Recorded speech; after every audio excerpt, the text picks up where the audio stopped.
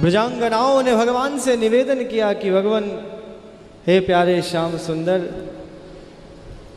संभव है आप विस्मृत हो गए कि अभी तक आपकी जो सबसे महत्वपूर्ण लीला है, जिसके लिए आपने हमें इस ब्रजमंडल में जन्म दिया है, वो अभी तक शेष है, उसका कृपा प्रसाद हमें प्राप्त नहीं हुआ।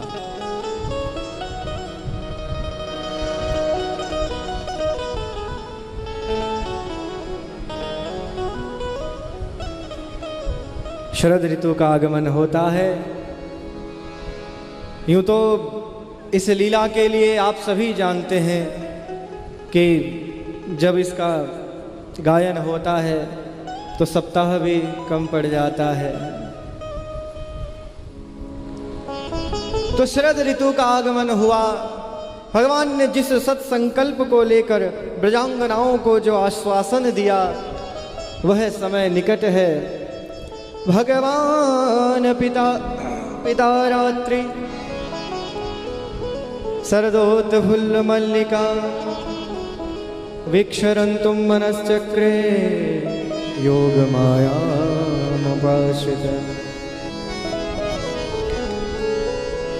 भगवान पिता रात्रि शरदोत्फुल्ल मल्लिका वीक्षरन्तुं मनश्चक्रे योगमायामुपाश्रित। भगवान सुखदेव ने परीक्षित को सचेत कर दिया।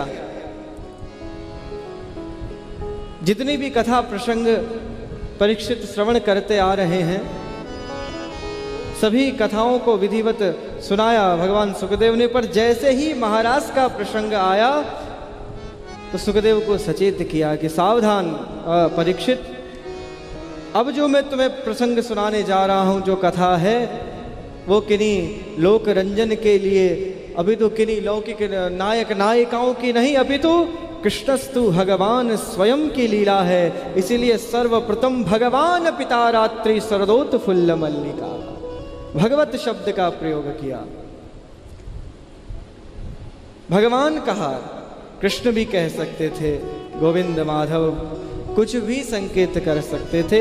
भगवान कहने का आशय सुखदेव भगवान का ये है कि ये जो लीला है, ये पूर्ण पुरुषोत्तम षड्गुणैश्वर्य संपन्न भगवान की लीला है। इसलिए इसमें किसी प्रकार का दोष देखना सबसे बड़ा अपराध है।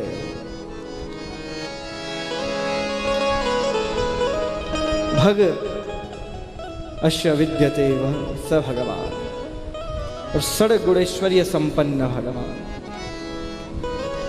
कौन भगवान? कर्तुम अकर्तुम अन्यथा कर्तुम सर्वशक्तिमान अनंत कोटि ब्रह्मांड नायक भगवान की स्वयं की यह लीला है। इसमें किसी प्रकार का दोष न देखें।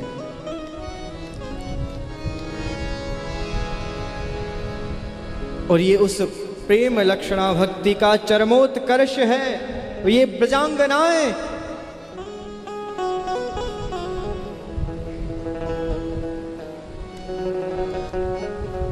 गोभीर पिबति कृष्ण रसम इति गोपी है, जो अपनी संपूर्ण इंद्रियों के द्वारा कृष्ण रस का पान करे, वही गोपियां हैं। जिनका प्रत्येक कर्म कृष्ण परक है, वह गोपियां हैं। और भगवान को इन्हीं की भक्ति प्रिय है। इसलिए आज भगवान ने उनकी इस अभिलाषा को पूर्ण करने के लिए भगवान पिता रात्रि शरदोत्फुल्ल मल्लिका वीक्षरन्तुं मनश्चक्रे योगमायामुपाश्रित। भगवान पिता रात्रि, भगवान भी, भगवान अपि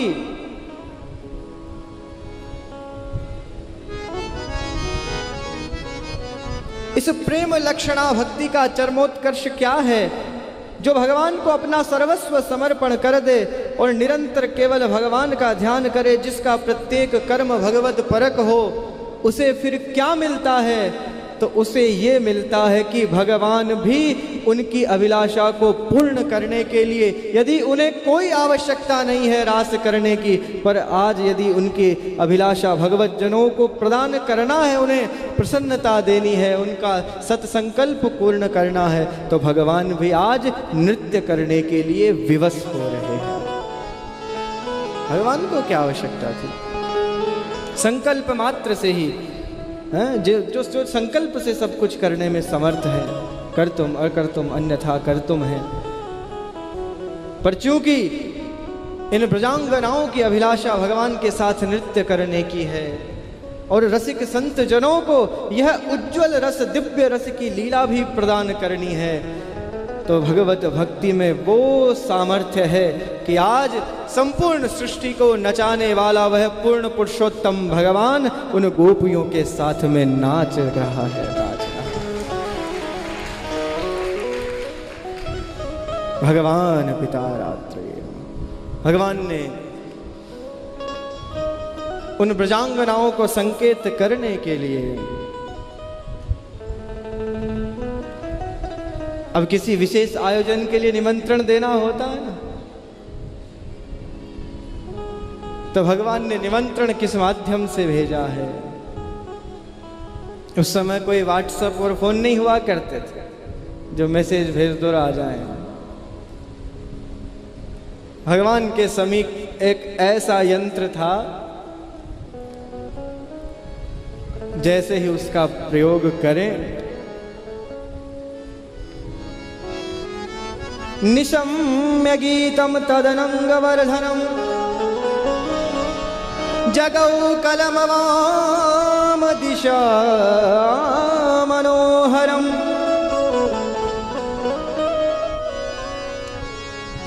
जगौ कलमवाम दृशा मनोहरम निशम्य गीतम तदनंगवर्धनम।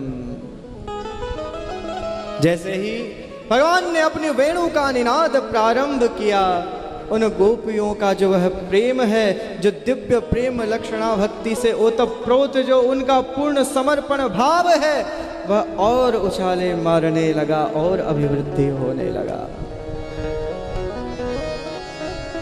निशम्य गीतम तद अनंग, अनंग प्रेम अनंग वर्धनम कथम निशम्य गीतम। जैसे ही भगवान ने अपनी वेणु का निनाद प्रारंभ किया, वेणु का उद्घोष कर दिया, मानो प्रत्येक गोपी को निमंत्रण दे रहे हो भगवान, और उन ब्रजांगनाओं को जिसका भी जो नाम था वह नाम भगवान के उस वेणु वादन में श्रवण होने लगा। ऐसा दिव्य निशम्य गीतम तदनंगवर्धनम जगौ कलमवाम दृशा मनोहरम। होना तो ये चाहिए कि जब संपूर्ण विश्व को आकर्षित करने वाला वह वेणु का निनाद भगवान ने प्रारंभ किया, तो सभी को वहां पर उपस्थित होना चाहिए। पर इस समय केवल आह्वान ब्रजांगनाओं के लिए। यद्यपि भगवान का वंशी वादन कैसा है, जगौ कलम वाम दृशा मनोहरम, संपूर्ण सृष्टि की जितनी भी दिशाएं हैं, यावन निखिल मात्र जीव मात्र प्राणी मात्र भी भगवान की उस वेणु को श्रवण करके स्वयं को रोक नहीं सकता, वह आकृष्ट हो जाता है भगवान की उस वेणु की ओर। ऐसा भगवान का वंशी वादन कितना ही नीरस क्यों न हो। अरे सजीव का तो कहना ही क्या, अपितु जड़ भी उस वंशी के निनाद को श्रवण करके चेतन बन जाता है और सरस धारा उस जड़ में से बहने लगती है। ऐसी भगवान की वंशी का निनाद।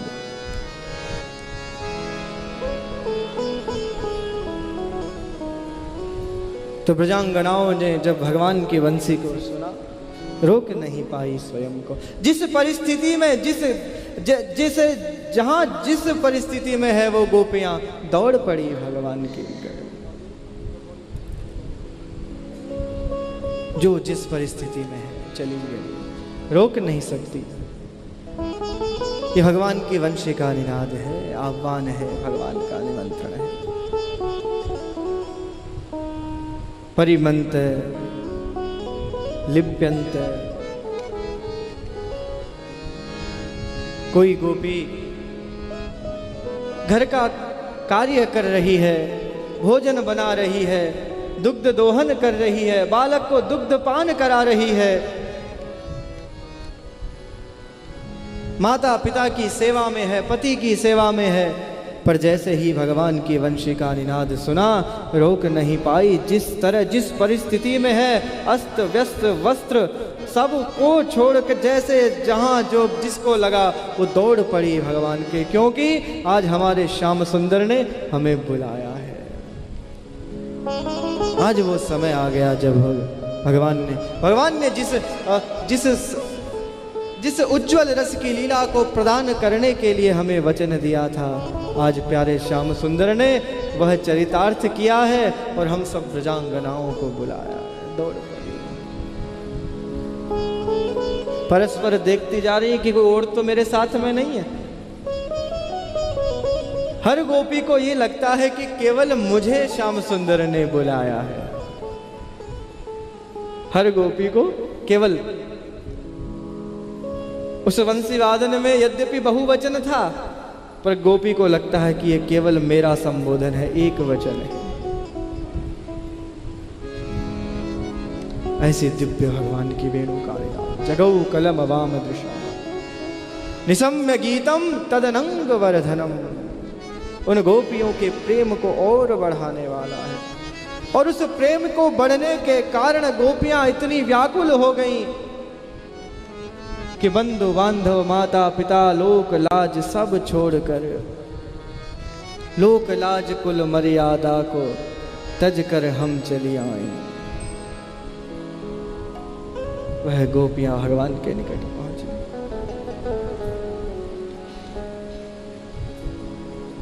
जब गोपियां भगवान के सन्मुख उपस्थित हो गईं,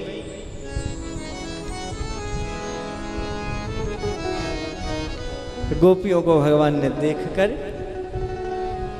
कहा, और ये भगवान ही कर सकते हैं और कोई नहीं कर सकता है? पहले तो बंसी बजा रहे हैं, सब बंसी बजाते बजाते जब गोपियां सब उपस्थित हो गईं ब्रज से, अब उन गोपियों से कहते हैं भगवान, स्वागतम वो महाभाग प्रियो किम करवाणि वह ब्रजस्यानयनं काश्चित् ब्रूतागमन कारणम। ब्रूतागमन कारणम, आपके आगमन का कारण क्या है बताइए तो सही। अरे गोपियों, तुम सब छोड़ छाड़ कर यहां पर आ गई हो। स्वागत, प्रथम तो स्वागत किया भगवान ने, स्वागतम वो महाभागा,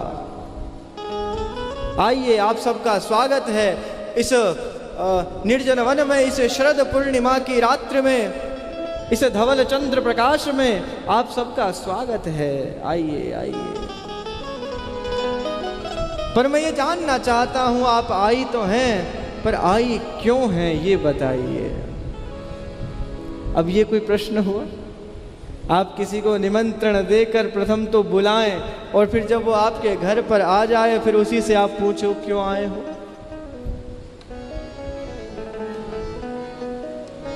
तो गोपियां एक टक भगवान को देखने लगी, बोले श्याम सुंदर, हमसे पूछ रहे हो हम क्यों आई?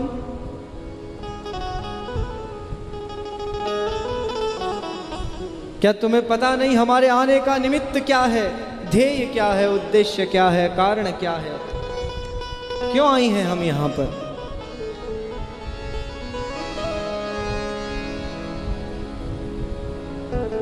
बोले लौट जाओ ब्रज को, ब्रजम प्रति आता, फिर से लौट जाओ इस रात्रि में, इस घोर निशा में, इस वन प्रदेश में जहां पर नाना प्रकार के वन्य जीव रहते हैं, वो तुम्हें किसी प्रकार की हानि न पहुंचा दें और तुम्हें अपने घर में न पाकर तुम्हारे बंधु बांधव माता पिता सब व्याकुल हो रहे होंगे कि हमारे परिजन सब कहाँ चले गए हैं। तुम्हारे छोटे छोटे बाल गोपाल तुम्हें न पाकर हमारी माँ कहाँ चली गई, सोचकर व्याकुल हो रहे होंगे। इसलिए ब्रजम प्रति आता, लौट जाओ, ब्रज को लौट जाओ। अब एक तरफ तो गोपियां चाहती हैं कि हम इस श्याम सुंदर को बहुत अच्छे से सुनाएं, और एक तरफ भगवान से दूर होने का भी कष्ट है कि कहीं श्याम सुंदर रुष्ट होकर हमें सच में ब्रज को न भेज दे।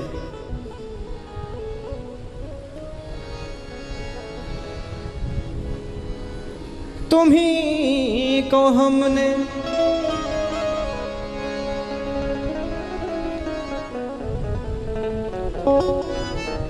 अब कैसे बताएं तुम्हें श्याम सुंदर कि हम यहां पर क्यों आए हैं।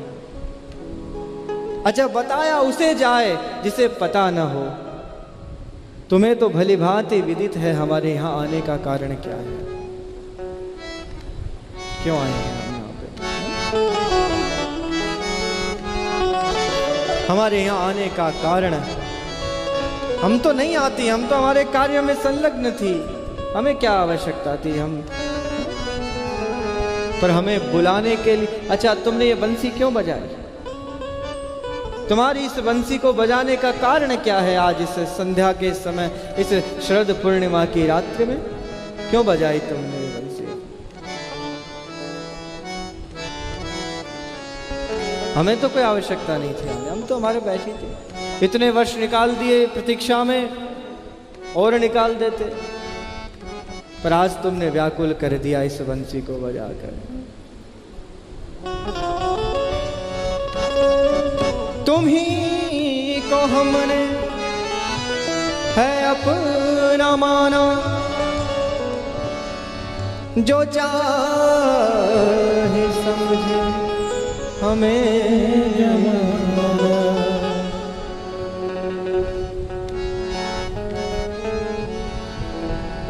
हम यहाँ पर क्यों आए हैं, ये हमसे पूछते हो, ये हमसे नहीं, अपने आप से पूछो श्याम सुंदर कि हम यहाँ पर क्यों आई हैं।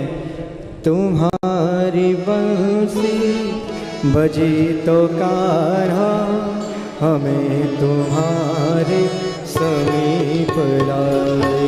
तुम्हारी बंसी बजी जो कान्हा, हमें तुम्हारे समीप लाई। तुम्हारी बंसी बजी तो कान्हा, हमें तुम्हारे समीप। तुम्हारी बंसी बजी जो कान्हा, हमें तुम्हारे समीप लाई। हमें यहाँ लाने का जो निमित्त है वो तुम्हारी बंसी है, और जो ध्येय है वो तुम्हें भली भांति पता है।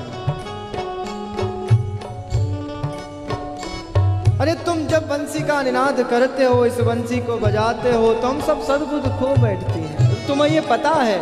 और आज तो तुमने हम सब गोपियों को अपना नाम ले लेकर पुकारा है, इसलिए अब हम कर क्या सकते हैं। और तुम कहती हो लौट जाओ ब्रज को, कैसे चली जाएं। नहीं है वश में ये मन हमारा, नहीं है बस में ये मन हमारा। नहीं है वश में ये मन हमारा। नहीं है बस में ये मन हमारा। न जाने कैसी लगन लगाई, न जाने कैसी लगन लगाई। तुम्हारी बंसी बजी तो कान्हा, हमें तुम्हारे समीप लाए। तुम्हारी बंसी हे प्यारे श्याम जो सुंदर, कान्हा, हमें तुम्हारे समीप लाई।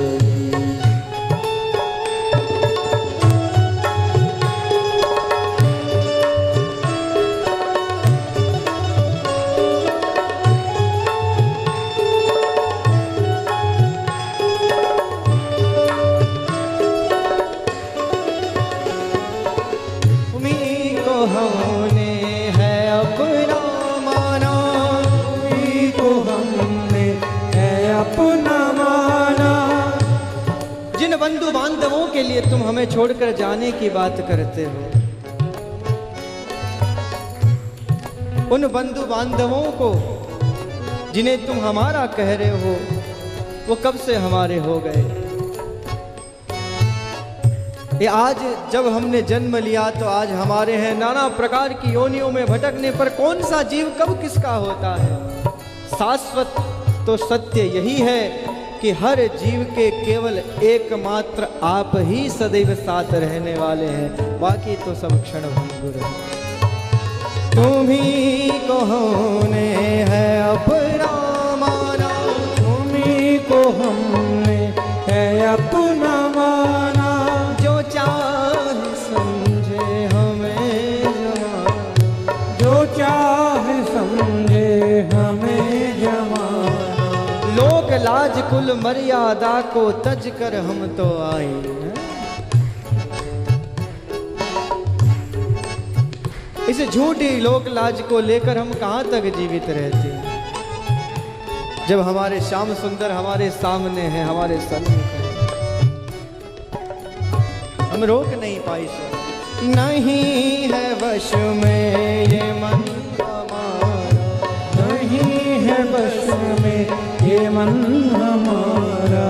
न जाने कैसी लगन लगाई, न जाने कैसी लगन लगाई। तुम्हारी बंसी बजी तो कारा, हमें तुम्हारे समीप। तुम्हारी बंसी बजी जो गाना, हमें तुम्हारे समीप लाई। हमें तुम्हारे निकट लाने में सारा दोष इस बंसी। अब इसे हम दोष कहें, इसे हम उल्हाना दें या इसकी हम प्रशंसा करें, हम खुद समझ नहीं पा रहे। एक तो ये बजकर हमें तुम्हारे समीप ले आती है और एक तरफ ये हमें कुछ करने भी नहीं देती। होता क्या है, जब भगवान अपनी वंशी का निनाद करते हैं, गोपियां श्रवण करके अपनी सुध बुध खो बैठती हैं। जो भी कार्य कर रही होती है वो काम होता ही नहीं। अरे श्याम सुंदर, तुम्हारी इस बंसी के कारण तो हमें इतनी समस्या होती है कि जब हम रसोई बनाती हैं और चूल्हे में शुष्क लकड़ी डालती हैं तो उस बंसी को सुन के वो सूखी लकड़ी भी इतनी सरस हो जाती है कि उसमें रस की धार बहने लगती है और फिर वो जल नहीं।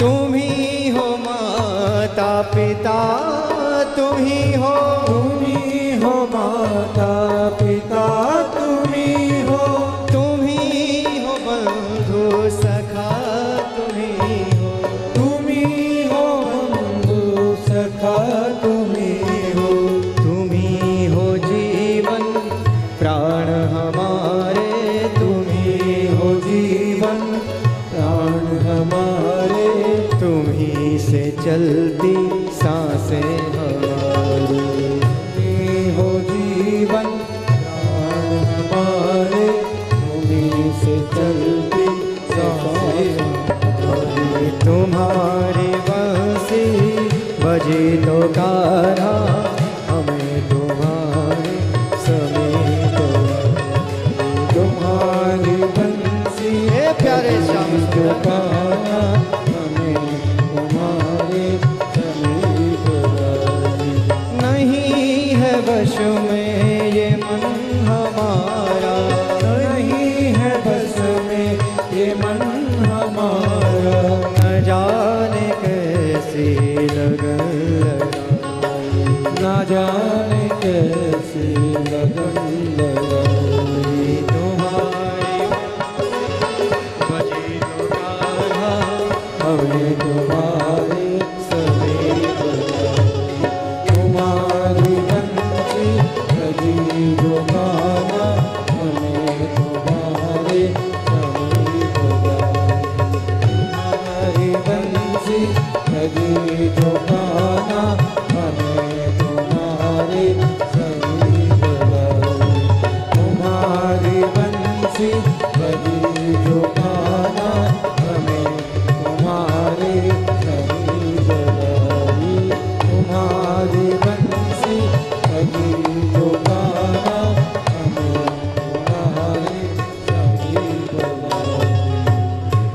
इसलिए हम चल कर आए हैं। हमें तुम्हारे निकट लाने के लिए ये वंशी जिम्मेदार है। अब चाहो तो इसे दंड दे दो, इसमें हमारा क्या अपराध है, हमारा क्या दोष है।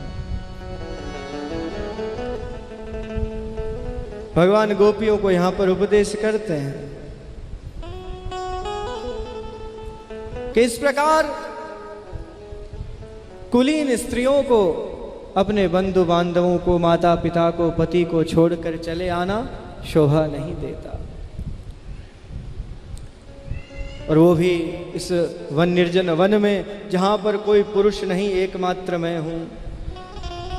संजय जी, भगवान ने यहां पर इसलिए गोपियों को सचेत किया और ये पातिव्रत धर्म का उपदेश दिया, बड़ा सुंदर उपदेश दिया है।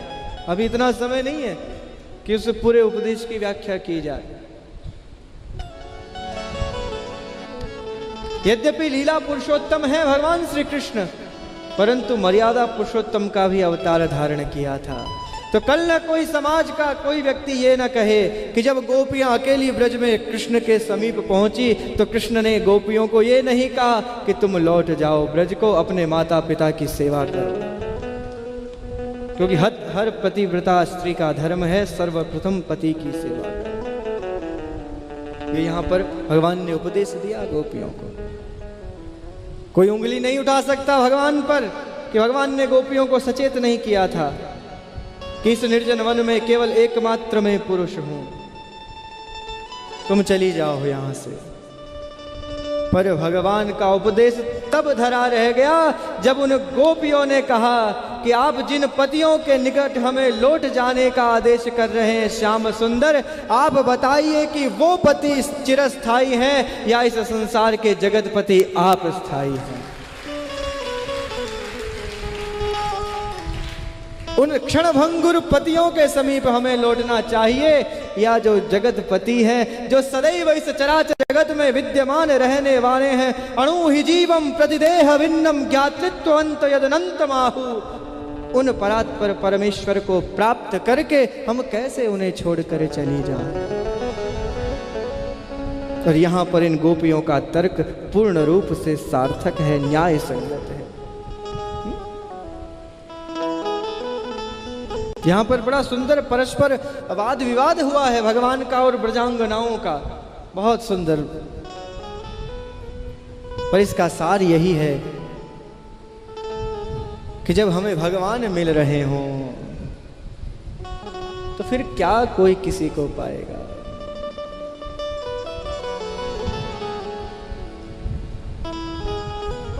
तो यहां वाद विवाद में गोपियां भगवान को परास्त कर देती हैं और भगवान उन गोपियों की अभिलाषा पूर्ण करने के लिए उन ब्रजांगनाओं के साथ में रास प्रारंभ करते हैं। बड़ा ही दिव्य रास होता है।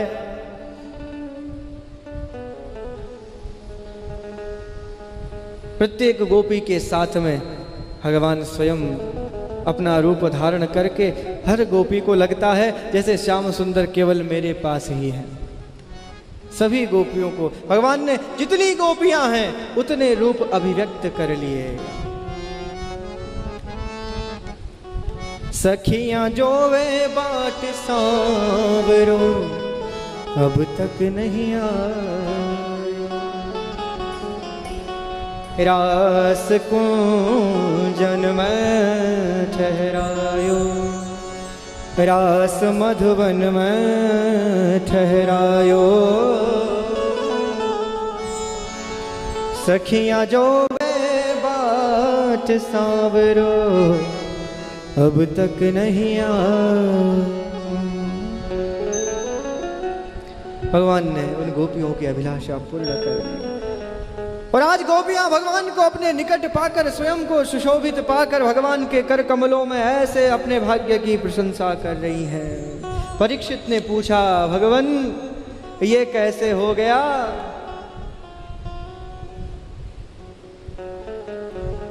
कृष्णं विदुः परम कांतम न तो ब्रह्म तया मूर्तिमान, अखंड कोटि ब्रह्मांड नायक मानता है उसे ही भगवान प्राप्त होते हैं। तो न तो ब्रह्म तया मुने, इन गोपियों की भगवान में जो भक्ति है, जो रुचि है, जो भावना है, वो ब्रह्म के समान तो नहीं है। फिर इन गोपियों को भगवान कैसे मिल गए? कैसे?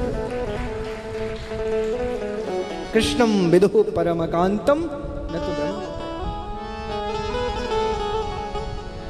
कृष्ण को केवल कांत माना है, कृष्ण को अपना प्रियतम माना है, अपना पति माना है। वहां पर उन गोपियों का कोई भाव नहीं है, न तो ब्रह्म तया मुने। तो हे मुनि, हे भगवान, ये बताइए कि जिनका भाव, जिन गोपियों का भगवान में ब्रह्म भाव नहीं है, जो भगवान को, जो कृष्ण को केवल अपना प्रियतम मानती हैं, उन्हें भगवान आज वह उज्ज्वल रस प्रदान कर रहे हैं जो कदाचित अनंत करोड़ों वर्षों तक तपस साधना करने वाले अमलात्मा, महात्मा, योगेंद्र, मुनिंद्र तपस साधना में तल्लीन रहते हैं, उन्हें भी यह सुख नहीं मिलता। यह सुख आज उन गोपियों को कैसे मिल रहा?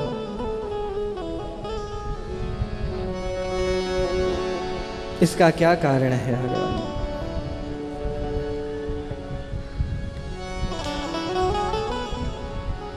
भगवान सुखदेव ने कहा, राजन, मैंने पूर्व में आपको संकेत किया था और आपको एक दृष्टांत बताया था कि आपके पितामह ने जब शंका की देवर्षि नारद के सन्मुख शिशुपाल वध के समय, उक्तम पुरस्तादे तत्ते चैद्य सिद्धिम यथागत। चैद्य देश का राजा शिशुपाल, जब भगवान ने उसका उद्धार किया और उसकी जो जीवन ज्योति है, उसका आत्म तत्व भगवान के चरणों में विलीन हुआ, उस शंका का जब समाधान मैंने किया तो आप भूल गए। मैंने पूर्व में आपको संकेत किया है कि भगवान के लिए कामम क्रोधम भयम स्नेहम ऐक्यम सौहृदमेव च नित्यं हरौ विदितो यान्ति यान्ति तन्मयता। कामम क्रोधम भयम स्नेहम सौहृदमेव। भगवान की भक्ति, भगवान का चिंतन, भगवान का भजन किस भाव से किया जाए, ये आप पर निर्भर करता है। कामम क्रोधम भयम स्नेहम, किस भाव से भक्ति की जाए। कामना विशेष से भगवान का भजन करो, क्रोध से करो, स्नेह से करो, भय से करो, भाव से करो, पर भगवान का भजन करो, ये महत्वपूर्ण है। भगवान का भजन करो, वैर भाव से करो, मित्र भाव से करो, सख्य भाव से करो, वात्सल्य से करो। माता यशोदा, नंद बाबा, देवकी, वसुदेव, कौशल्या, दशरथ ने वात्सल्य भाव से भगवान का भजन किया तो भगवान उन्हें पुत्र रूप में प्राप्त हुए। सब ब्रजवासियों ने, ब्रज ग्वाल बालों ने मित्र भाव से भगवान का भजन किया। उद्धव ने मित्र से माना तो उसे मित्र के रूप में मिले। रावण, कंस, हिरण्यकश्यपु, हिरण्याक्ष ने शत्रु भाव से भगवान का भजन किया तो उसे शत्रु के रूप में भगवान प्राप्त हुए। भगवान का भजन जिस भाव से किया जाए। शिशुपाल का भगवान को अपशब्द कहना, तो प्रत्येक अपशब्द में शिशुपाल के निमित्त कौन था? भगवान थे क्या? वो किसे अपशब्द कह रहा था? किसको गाली दी? भगवान को संबोधित, हे कृष्ण तू ऐसा है, हे ग्वाले तू ऐसा है, तू चोर है, तू काला है, तू है, क्या क्या नहीं कहा शिशुपाल ने। पर उसके प्रत्येक अपशब्द में ध्येय कौन था, ज्ञेय कौन था? तो वो कृष्ण थे। इसलिए कृष्ण ने उस शिशुपाल को भी अपने परम भक्त की वह उपाधि प्रदान करी। इसलिए भगवान के लिए ये महत्वपूर्ण नहीं है कि आपने भगवान का भजन किस भाव से किया है। अभी तो भगवान के लिए ये महत्वपूर्ण है कि आपने भगवान का भजन कितना किया है। और तुम शंका कर रहे हो इन ब्रजांगनाओं पर, जिन ब्रजांगनाओं का तो निमित्त ही कृष्ण दर्शन लालसा है। कृष्ण दर्शन लालसा। ये संबोधन है गोपियों के लिए। कृष्ण गृहीत मानसा, कृष्ण गृहीत मानसा, जिन ब्रजांगनाओं का मन चित्त ध्यान सब कुछ हरण कर लिया हो कृष्ण ने, ऐसी कृष्ण गृहीत मानसा ब्रजांगनाएं जिनका प्रत्येक कर्म कृष्ण परक होता है, जो यदि दधि मंथन करती हैं तो चाहती हैं कि इस माखन का भोग कृष्ण लगाएं, यदि वन में जाकर फल तोड़कर लाती हैं तो ध्येय यही होता है कि कृष्ण भोग लगाएं। घर के द्वार पर खड़ी होकर टकटकी लगाकर देखती हैं कि नील कुंतलई तृणचरानुगम श्रीनिकेतनम, जब गौचारण करके कृष्ण घर को लौटेंगे तो हमें दर्शन प्रदान करेंगे। और जिन गोपियों का हाथ उनकी सेवा के लिए, जिनके पैर कृष्ण के दर्शन के लिए चलते हों, जिनके नेत्र यदि खुलते हों तो कृष्ण दर्शन लालसा, उन गोपियों को यदि कृष्ण मिल गए तो इसमें कौन सी बड़ी बात है। गोभिर पिबति कृष्ण रसम इति गोपी, कौन है ये गोपियां? ये कोई गोपियां कोई केवल ब्रज, न खलु गोपिका नंदनो भवान। गोपियां कहती हैं कृष्ण से कि तुम केवल यशोदा के पुत्र नहीं हो, उसी प्रकार भगवान भी कहते हैं कि ये गोपियां केवल गोपियां नहीं है, ये कौन है? ये शास्त्र रूपा है, ये ऋषि रूपा है, ये श्रुति रूपा है। दंडकारण्य वन में जब भगवान राघवेंद्र सरकार को माता जानकी के साथ में जब ऋषियों ने दर्शन किया और भगवान के दिव्य सुंदर उस दिव्य कांतिमय स्वरूप का दर्शन किया तो स्वयं ऋषि भी मोहित हो गए और भूल गए सब पूजा पाठ। जब भगवान श्री राम का दिव्य स्वरूप देखा और उन पर मोहित होकर भगवान से निवेदन किया कि भगवान, क्या कभी हमें यह संभव है कि जिस प्रकार माता जानकी को आपकी सेवा शुश्रूषा करने का अवसर मिल रहा है, हम इन ऋषियों को भी वह कांत भाव से आपकी सेवा करने का अवसर मिलेगा। तब भगवान श्री राम ने कहा कि हाँ ऋषियों, इस समय मैं मर्यादा पुरुषोत्तम के रूप में हूँ, इस समय एक व्रत नारी मेरा धर्म है, इस समय मैं आपकी अभिलाषा पूर्ण नहीं कर सकता, परंतु जब द्वापर के अंत में कृष्णावतार होगा तब सब पहुँच जाना ब्रज में और ब्रजांगनाएं बन जाना, तुम्हारी अभिलाषा अवश्य पूर्ण होगी। ये वह ऋषि रूपा गोपी। श्रुतियों ने निवेदन किया, भगवान हमारा तो केवल कर्म इतना ही है कि हम आपके स्वरूप का गुणगान करती हैं, नेति नेति पुकारती रहती हैं। श्रुतियाँ क्या करती हैं? भगवान के स्वरूप का निरूपण करती है। तो हम क्या केवल आपके स्वरूप का निरूपण ही करती रहेंगी या कभी हमें उस आपके स्वरूप का आस्वादन करने का भी सौभाग्य मिलेगा? तब भगवान ने उन समस्त वेद की ऋचाओं को कहा, आ जाना द्वापर के अंत में कृष्णावतार में, तुम्हें भी वह रस उपलब्ध हो जाएगा। तो आज वह गोपियां, ये केवल उन ग्वाल बालों की पत्नियां मात्र नहीं हैं, ये सब भगवान के उस दिव्य स्वरूप को जानने वाली हैं। और नहीं जानती तो क्यों आती दौड़कर? अरे किसी सांसारिक व्यक्ति के पीछे क्या कभी कोई पतिव्रता स्त्री दौड़कर जाती है? नहीं, हमारी संस्कृति में ऐसा कहीं नहीं है। उन गोपियों को भली बात ही पता है, यद्यपि उनकी भक्ति जो है वो कांत भाव की है, पर वो जानती हैं। इसीलिए गोपियों ने कहा, न खलु गोपिका नंदनो भवान अखिल देहि नाम अंतरात्मदृक्। कृष्ण को कहा गोपियों ने यहाँ पर गोपी गीत में कि न खलु गोपिका नंदनो भवान अखिल देहि नाम अंतरात्मदृक्। आप कौन हो? आप भूल गए? क्या आपको याद नहीं कि आप केवल नंद यशोदा के पुत्र नहीं हो, अपितु आप अगर अनंत कोटि ब्रह्मांड नायक, कर्तुम अकर्तुम अन्यथा कर्तुम सर्वशक्तिमान हो।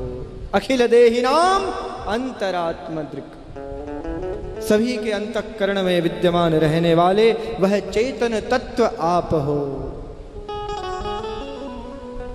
तो आप कैसे कह सकते हैं हम गोपियों को व्रजम प्रतियात, ब्रज को हम कैसे लौट जाए?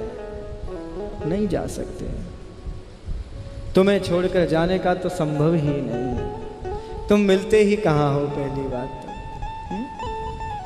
किसे मिलते हो, कहाँ मिलते हो? करोड़ों कितने योनियों में भटकने के उपरांत जीव को संभव हो पाता है दुर्लभ मानव देह प्राप्त होना। और उस मानव देह की सार्थकता इसी में है, वैकुंठ प्रिय दर्शनम। और जब हमें तुम्हारे दर्शन साक्षात में सन्मुख प्राप्त हो रहे हो तो हम कैसे तुम्हें छोड़कर चली जाए? नहीं जा सकते।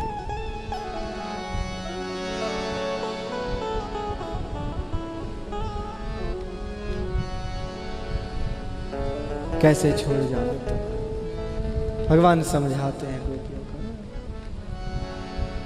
पर जब दिव्य रास का वह दर्शन कराया उन ब्रजांगनाओं को, तो क्या होता है कि उन ब्रजांगनाओं के हृदय में कृष्ण को, उन लीला पुरुषोत्तम पूर्ण परमात्मा परमेश्वर परब्रह्म को अपने निकट पाकर एक सौभाग्य मद की जागृति हो जाती है। सौभाग्य का मद हो। कोई गलत नहीं हुआ।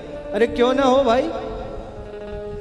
किसी सुंदर पुरुष को पाकर भी स्त्री स्वयं को सौभाग्यशाली मान लेती है, तो यहाँ तो परात्पर परब्रह्म परमेश्वर साक्षात कोटि मनमथ है, करोड़ों कामदेव को भी लज्जित करने वाले सौंदर्य को धारण करके यदि कृष्ण उनके आज बगल में नृत्य कर रहे हों तो उन गोपियों को मान होना कोई बड़ी बात नहीं है। कोई बड़ी कोटि मनमथ। अब उन गोपियों को मान हो गया। और भगवान को यदि कोई प्रिय नहीं है, भगवान को अप्रिय वस्तु कोई है, तो वो है केवल मान।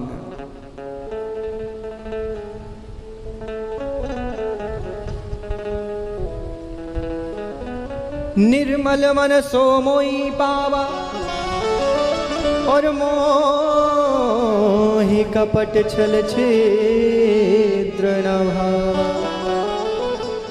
यहां पर कपट नहीं है गोपियों के मन में, कोई छल नहीं है, बस सौभाग्य मद है, सौभाग्य का मद है कि देखो हमसे बड़ी सौभाग्यशाली कौन होंगी।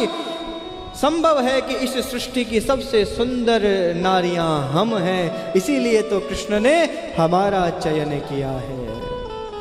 ये सौभाग्य मद हो गया।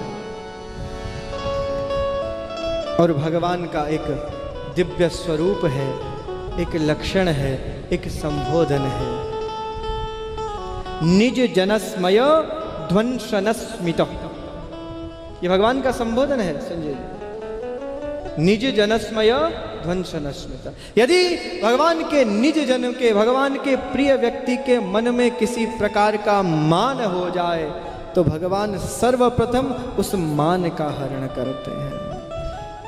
जो उनका प्रिय मान के कारण अशुद्ध हो गया है, उसे निर्मल करके फिर से स्वयं को अपनाना, ये भगवान का लक्षण है, भगवान का स्वरूप है। निज जनस्मय ध्वंसन। और भगवान उसके लिए क्या करते हैं? कुछ विशेष नहीं करते। कोई सुदर्शन को नहीं बुलाते, यहां पर कोई दुर्वासा को शिक्षा नहीं देनी है, यहां पर कोई शिशुपाल का वध नहीं करना है जो सुदर्शन को लाएंगे और गोपियों को समझाएंगे कि तुम समझ जाओ, मान जाओ, नहीं तो सुदर्शन से तुम्हारा उद्धार हो जाएगा। नहीं, यहाँ पर जिस प्रकार की समस्या है, जिस प्रकार का गोपियों को मान है, उसका समाधान केवल एक ही वस्तु कर सकती है। और वो क्या है? वो भगवान की मंदस्मित, निज जनस्मय मंदनस्मिता। केवल मुस्कान मात्र से ही, केवल भगवान की मंदस्मित से ही उन गोपियों के मान का हरण हो सकता है। इसलिए भगवान ने यहाँ पर केवल मुस्कुराए। और भगवान गोपियों को देखकर जब देख लिया कि इनके मन में मान है, तो भगवान पहले तो मुस्कुराए और अपनी उस मंदस्मित की दिव्य छटा से उन गोपियों के प्रेम को और बढ़ा दिया और व्याकुलता बढ़ा दी। और फिर अचानक तुरंत से उन गोपियों के मध्य से अंतर ध्यान हो गए।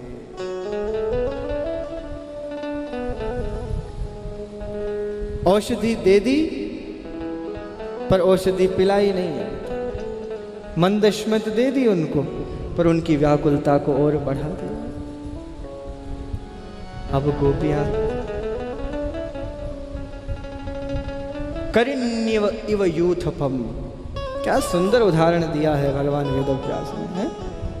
उन गोपियों की उस समय स्थिति कैसी है, जिस प्रकार किसी जल सरोवर में एक गजराज अपनी समस्त हथनियों के साथ में मदमस्त है, क्रीड़ा में अभी निरंतर उसमें रमा हुआ है, और उसी समय वहाँ से वो हाथी विलुप्त हो जाए तो उन मदमस्त हथनियों की क्या स्थिति होती है, वही आज ब्रजांगनाओं की स्थिति है। करिण्यव इव यूथपम।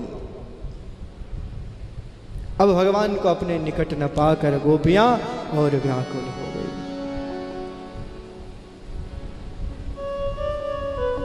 किसी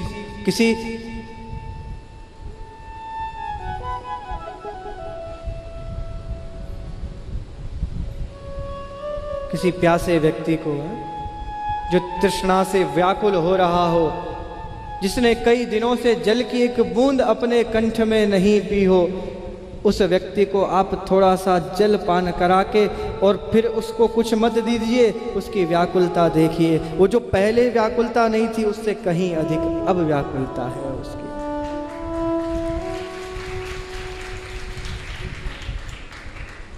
किसी को थोड़ा सा किसी भूखे व्यक्ति को है भोजन का एक ग्रास दे दीजिए, फिर बोल दीजिए अब नहीं मिलेगा, है? क्या स्थिति होगी उसकी। तो इन ब्रजांगनाओं को भगवान ने उस दिव्य उज्जवल रस का केवल एक बूंद रसास्वादन कराया, और जब मान हो गया तो अंतर ध्यान हो गए। अब विचार कीजिए उन ब्रजांगनाओं की क्या स्थिति है।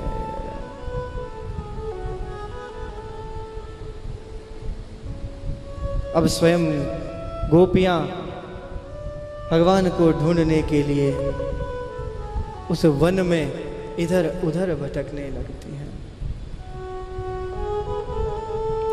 परस्पर पूछती हैं, क्या किसी ने हमारे श्याम सुंदर को देखा? जो मिले उससे एक ही प्रश्न कि कहाँ है हमारे श्याम सुंदर, बता दे सखी कौन गली गए श्याम। मथुरा ढूंढा वृंदावन ढूंढा, गोकुल में हो गई शाम, बता दे सखी कौन गली गए श्याम। और भगवद वियोग में इतनी व्याकुल है,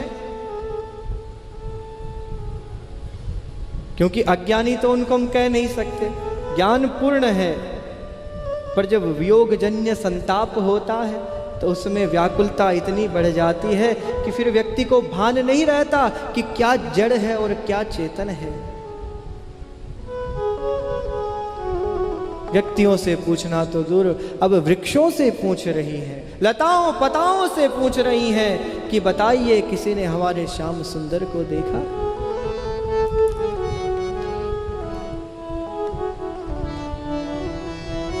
धरती से पूछती हैं, अरे धरती, तुम्हारे निवेदन से भगवान इस धरातल पर प्रकट हुए, तुम्हें तो पता होगा हमारे श्याम सुंदर कहाँ हैं। क्वचित तुलसी कल्याणी, हे तुलसी मैया, तुम सदैव उनके निकट रहने वाली हो, तुम्हारे बिना तो श्याम सुंदर कुछ स्वीकार ही नहीं करते, तुम्हें तो अवश्य पता होगा कि श्याम सुंदर कहाँ है। लताओं से पताओं से सब दिशाओं से आकाश से सबसे एक ही प्रश्न करते हैं कि कहाँ है हमारे श्याम सुंदर। यदि आज हमने हमारे श्याम सुंदर को नहीं पाया तो ये जीवन व्यर्थ हो जाएगा। कहाँ चले गए हमारे श्याम सुंदर? कहाँ जाएं हे प्यारे श्याम सुंदर? तुम्हें छोड़कर अब हम जाएं तो कहाँ जाएं? हमने छोड़ दिया सब कुछ, तुम्हारे कहने पर, तुम्हारी इस वंशी के निनाद को सुनकर हम सब कुछ छोड़कर चली आई पीछे। पति सुतान वय भ्रातृबांधवान, हमने माँ छोड़ी, पिता को छोड़ा, बंधु बांधव छोड़े, पति छोड़े, यहाँ तक कि अपने पुत्रों को भी छोड़ दिया केवल तुम्हें प्राप्त करने के लिए। और यदि अब तुम ही हमें नहीं मिलोगे तो हम कहाँ जाएंगे?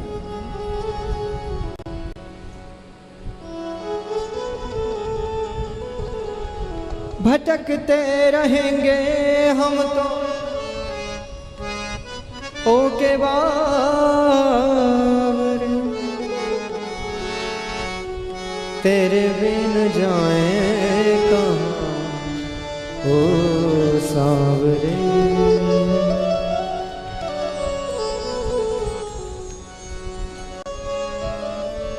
कहाँ जाए? तुमने बुलाया हमें बंसी बजा के,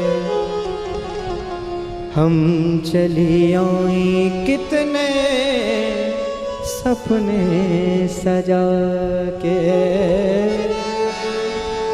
तुमने बुलाया हमें बंसी बजा के, हम चली आई कितने सपने सजा के।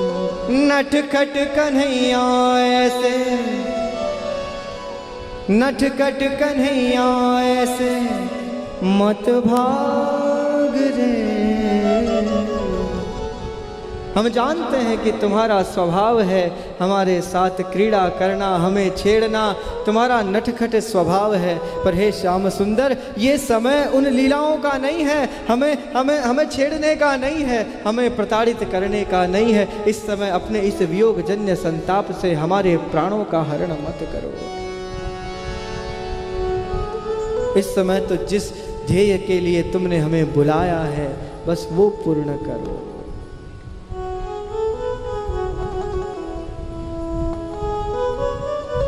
कहाँ जाएं? भटकते रहेंगे हम तो होके बावन। तेरे भरोसे हमने ये जग छोड़ा, हे निर्मोही हमसे क्यों मुख मोड़ा।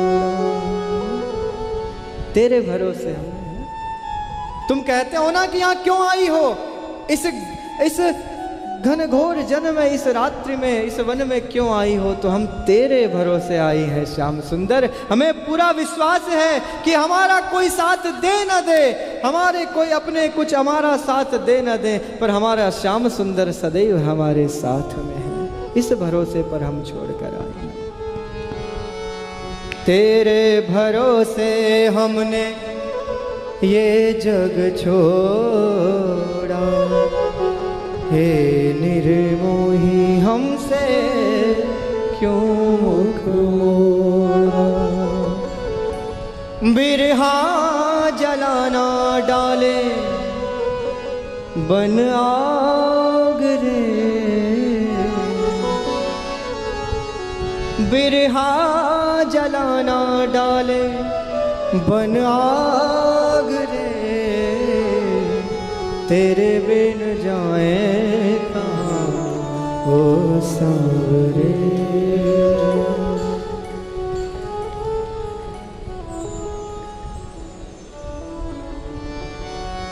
हम हैं तुम्हारे मोहन, तू ही हमारा है, तेरा ही सहारा हमको, तेरा ही सहारा है। हम हैं तुम्हारे मोहन, कौन है भगवान के अतिरिक्त हमारा? बस यही आर्त भाव सदैव पुकारते रहो। श्याम शरण में ले ले यही भाव रे, श्याम शरण में ले यही भाव रे। तेरे बिन जाए कहाँ ओ सांवरे। कोई विशेष काव्य की रचना तो मैं नहीं कर सकता आपके समान संजय जी, पर भाव जब यदि भगवान के चरणों में समर्पित हो तो स्वतः भगवान कोई न कोई भाव भेज देते हैं। श्याम शरण में ले ले यही भाव रे, श्याम शरण में ले ले यही भाव रे। तेरे बिन जाए कहाँ ओ सांवरे। कहाँ जाएं तुम्हारे बिना, भटकते रहेंगे हम तो होके बावरे। क्योंकि जो जीव भगवान से विमुख हो जाता है, जे नर विमुख भय गोविंद सो जन्म अनेक महादुख पायो। जो एक बार विमुख हो गया भगवान से, श्याम सुंदर से, वो अनेक जन्मों तक केवल भटकता रहता है, भटकता। पर हमें यदि ये मानव जन्म मिला है तो उसकी सार्थकता आपको प्राप्त करना है, और आप मिलकर भी हमसे दूर हैं। तो फिर क्या इस जीवन को धिक्कार है? क्या सार्थकता है इस जीवन की? वृथा है श्वासों का चलना,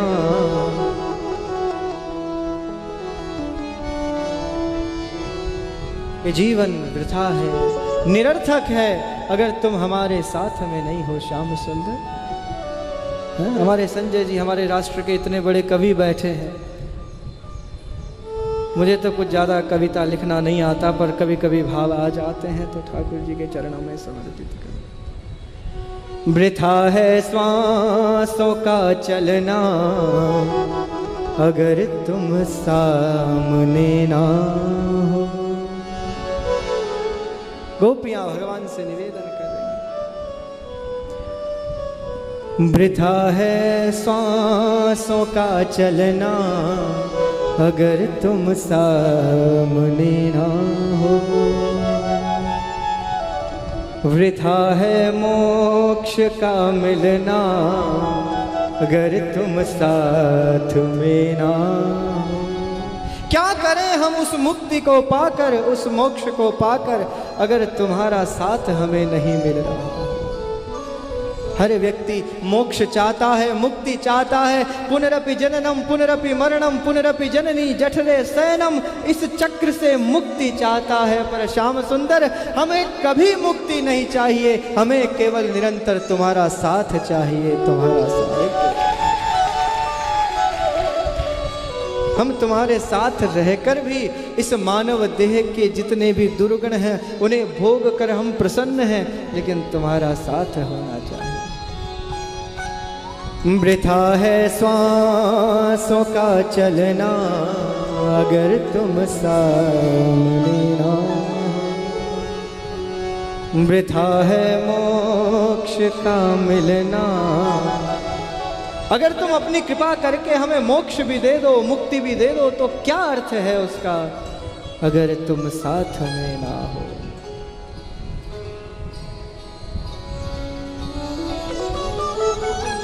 वृथा है जीना भी हमको, अगर आज हमने तुम्हें प्राप्त करके इस दिव्य उज्जवल रस का रसास्वादन करने के उपरांत भी यदि पूर्ण तृप्ति की प्राप्ति नहीं की, वृथा है जीना भी हमको, वृथा है यूं ही मर जाना। धिक्कार है हमारे जीवन को जो इस दुर्लभ मानव देह को प्राप्त करके और इस ब्रजमंडल में तुम्हारे सानिध्य में गोपियां बनने का सौभाग्य प्राप्त करके यदि आज इस उज्जवल श्री महाराज को प्राप्त नहीं किया तो यह जीवन धिक्कार है, निरर्थक है, निष्फल है। वृथा है जीना भी हमको, वृथा है यूं ही मर जाना। इसलिए प्यारे, हमारे इस जीवन को सार्थक कर दो और हमें दर्शन प्रदान कर। गोपियां अपने इस वियोग जन्य संताप से, अपने इस सौभाग्य मद के अपराध को जला रही है मानो, और भगवान प्रसन्न हो रहे हैं कि चलो इन गोपियों को अपनी त्रुटि का एहसास हो रहा। और अब गोपियां कहती है, अरे श्याम सुंदर, हम समझ गए, हमारे मन में जो ये सौभाग्य मद हुआ है ना कि हम ही श्रेष्ठ हैं, हमें पता है तुम वास्तव में निष्ठुर हो, छलिया हो, तुम निर्गुण हो, निराकार हो, जो तुम्हें पता नहीं कब तुम किससे प्रेम कर लो और कब तुम किसी को छोड़ दो। इसलिए हमें इस अपराध से क्षमा कर दो श्याम। हम समझ गई तुम किसी के नहीं हो, यूं तो तुम सभी के हो, तुम सर्वांतरात्मा हो,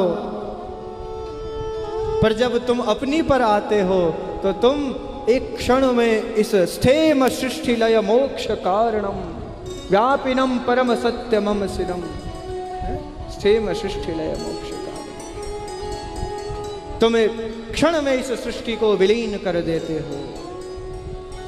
तुम ऐसे हो मोहन, इसलिए हम समझ गई कि तुम्हें पाना हमारे सामर्थ्य का विषय नहीं, तुम्हें प्राप्त करना किसी अमलात्मा महात्मा योगेंद्र मुनिंद्र का सामर्थ्य नहीं, अपितु जो श्रुतियां कहती है यमे वैश्य वृणुते तेन लभ्य, जिसे तुम मिलना चाहते हो उसे ही तुम मिलते हो, वही तुम्हें पा सकता है। यमे वैश्य वृणुते तेन लभ्य तेन लभ्य, ये किसी नायमात्मा प्रवचनेन लभ्यो न मेधयान बहुना श्रुतेन। ये परमात्मा ज्यादा गाने से, ज्यादा सुनने से, ज्यादा चिल्लाने से, ज्यादा भजन करने से जरूरी नहीं है कि मिल जाए। इसका अर्थ ये नहीं कि ये सब कर्म तुम छोड़ दो, हम गाना छोड़ दें तुम सुनना छोड़ दो, है? इसका अर्थ ये नहीं। इसका अर्थ ये है, श्रुतियां कहती हैं कि कदाचित हमारे इस भक्ति भाव में, भजन में कहीं ना कहीं कोई त्रुटि रह सकती है, पर यदि उन त्रुटियों को न देखकर, उन अवगुणों को नहीं देखकर यदि भगवान किसी को मिलना चाहते हैं तो अवश्य प्राप्त हो जाते हैं। यमे वेश वृणते, इसीलिए कहा जाता है मेरे गिनियो ना अपराध लाडली श्री राधे, मेरे अपराध मत गिनना, क्योंकि मुझ में सामर्थ्य नहीं है कि मैं आपको प्राप्त कर सकूं। ये आपकी कृपा है, आपकी सहजता है कि आप मुझे अपना लें क्षमा करके। जीव का कहां सामर्थ्य है?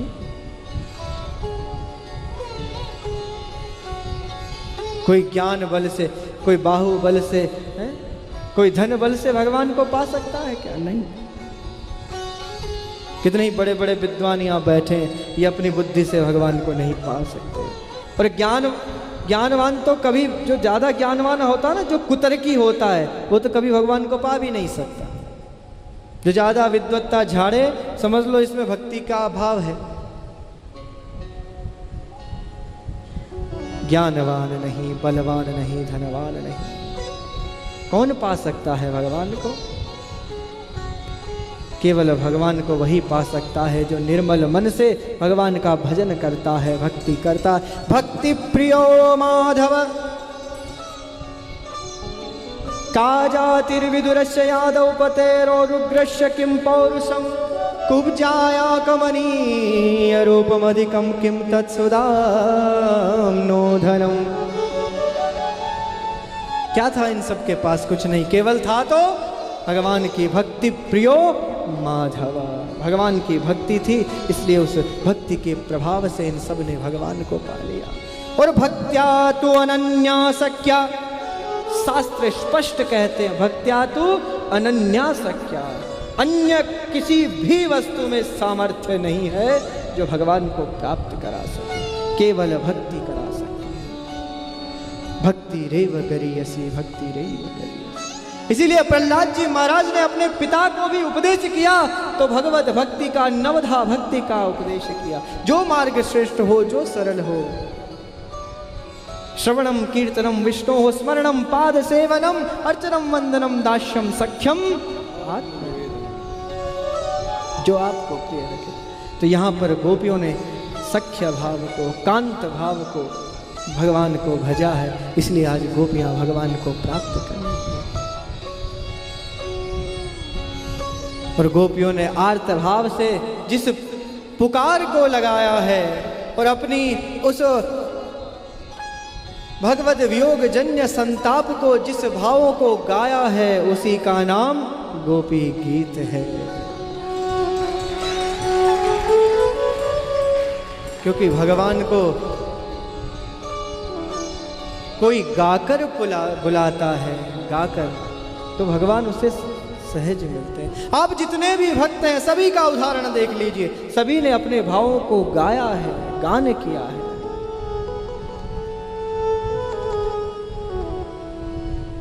क्योंकि ज्ञान का अनुष्ठान होता है विज्ञान का अनुसंधान होता है और भक्ति का सदैव गान होता है, गान होता है। भक्ति गाई जाती है साहब, भक्ति को बोला नहीं जाता। भक्ति गेय है, केवल गाया जाता है। इसीलिए जितने भी भगवत भक्त हैं सभी अपने भावों को गाते हैं। चाहे सूर लो, तुलसी लो, मीरा लो, चाहे हमारी परंपरा के समस्त आचार्यों को लो, सभी ने गाया है भगवान की भक्ति को, तभी गा गा कर भगवान को प्राप्त किया। जो गाते हैं वो भगवान को बहुत प्रिय होते हैं। कोई स्वर में गाए, ताल में गाए तो बहुत अच्छा है, श्रेष्ठ है, कोई बात नहीं। स्वर ताल भी ना हो तो भी गाओ, पर ऐसा बेसुरा भी मत गाओ कि सब सुनने वाले उठकर भाग जाएं। स्वर में गाओ। तो गोपियों ने रुरुद सुस्वरन राजन, अरे गोपियों का तो जो रुदन है वो भी सुस्वर है, स्वर में रोया है गोपियों ने, रो रो कर पुकारा है कि हे श्याम सुंदर, जयति तेधिकम जनमनो व्रज शयतयुदिरास स्वदत्रहि दयित दृश्यतां दिक्षु तावका स्त्वयि दृशा सवस्त्वां विचिन्वते। मैंने कहा था इस विषय में मत घुसना, अब सारा प्रसंग इसी में चला गया। उस समय अब कितना समय रहा है, अब बहुत कम समय है और कहाँ कहाँ पहुँचना है अभी।